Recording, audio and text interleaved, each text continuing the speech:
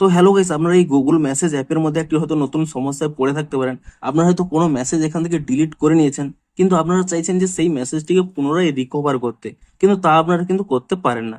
তো আজকের এই ভিডিওটিতে জানাবো যে আপনারা যদি এই গুগল মেসেজেস অ্যাপ থেকে আপনারা কোনো মেসেজ ডিলিট করে নেন, তাহলে তা কিভাবে রিকভার করবেন। তো তার জন্য কিন্তু পুরো ভিডিওটি অবশ্যই দেখতে থাকুন। তো তার আগে ভিডিওটিকে অবশ্যই একটি লাইক করে দিন, এবং এই চ্যানেলে যদি আজই নতুন এসে থাকেন, এখনই চ্যানেলটিকে সাবস্ক্রাইব করে রাখুন এরকম নতুন নতুন ভিডিও দেখার জন্য। ধরুন আপনারা কোনো একটি মেসেজ হয়তো ডিলিট করে নিয়েছেন, আমি এখানে দেখিয়ে দিচ্ছি। দেখুন এই দুটি মেসেজ ধরুন আমি এখানে ডিলিট করে নিয়েছি, এবং তারপরে সেইটিকে আপনারা কিভাবে রিকভার করবেন দেখুন। তার জন্য কি করবেন দেখুন, প্রথমে কিন্তু এখান থেকে ব্যাক করে নিয়ে আপনারা কিন্তু প্লে স্টোরে গিয়ে প্রথমে এখানে সার্চ করে নেবেন গুগল মেসেজেস বলে, এবং তারপরে দেখবেন যে এই অ্যাপের কোনো নতুন আপডেট এসেছে নাকি। যদি এখানে কোনো নতুন আপডেট এসে থাকে, অবশ্যই কিন্তু নতুন ভার্সনের আপডেটটি করে নেবেন, এবং তারপরে কিন্তু এখান থেকে এই অ্যাপটি ওপেন করে নেবেন। এবং তারপরে দেখুন আপনাদের যে এখানে প্রোফাইল অপশন রয়েছে, সিম্পলি এই প্রোফাইল অপশনে ক্লিক করে নেবেন, এবং তাহলেই দেখুন এখানে একটি অপশন পেয়ে যাবেন ট্র্যাশ বলে।